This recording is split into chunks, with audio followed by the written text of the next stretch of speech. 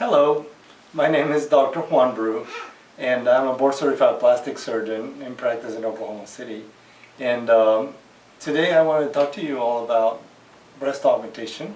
Breast augmentation is one of the most popular procedures in my practice, and I talk about it every day, so I decided to do a video about it so you guys can watch it previously to the consultation at home or whenever you want. And so I can put some of the things that we usually talk about in these consultations, and I think it'll be neat to do that. So here we go. So the first thing I want to talk about is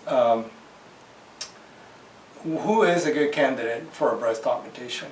And generally the best candidates are the patients with breasts that are already fairly attractive. And one of the things that we look at is the dimensions of the breast to know who is a good candidate or not. Oftentimes patients ask me whether they need to have a lift or if an augmentation will do. And this is pretty much the main question that we're going to talk about today. Later on we will visit about doing breast lifts in a separate video. So today we're going to talk about breast augmentation, and this would be a very good model to talk about that because she has a very nice anatomy.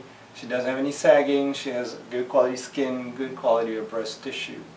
And some of the things that I look at to know whether the patient is a good candidate or not is measurements. So typically I would measure the distance from the collarbone here or clavicle to the nipple area, to exactly the nipple area. And that distance is generally an attractive distance when it is about 19 to 21 centimeters. In some cases I would accept all the way to 23 centimeters to just consider an augmentation, but beyond that the patient will probably need to have a lift along with the augmentation. Sometimes the distance is smaller in patients that are rather petite. It can be as short as 16 centimeters, and that's still going to be okay. The other thing I pay attention to is the width of the breast. So the entire width of the breast, it has to match or be a little bit bigger than the width of the implant itself. And that way we'll know that the implant is adequately going to fit in this kind of breast. Another distance that I pay attention to is the distance from the nipple to the inframammary fold, this being the inframammary fold. And the importance of this distance is that sometimes when it's very, very long, the breast appears to be what's called bottom out. And if you don't do anything to correct that, the implant will tend to fall down through that area and make it very full in the bottom without much upper fullness, which is something that most people want to have.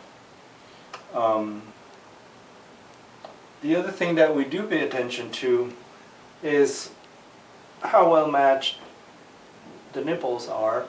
And if they line up nicely in a horizontal line, then you know that there's nothing that needs to be corrected. When they do not, sometimes we need to make considerations to correct that difference, if it's significant enough. Most people are always a little bit different, one breast from the other. So most of the time, there's no need to make any corrections for that. But sometimes we do corrections when the difference is very noticeable. And it generally is something that the patient has noticed already, and it goes along with size difference in breasts.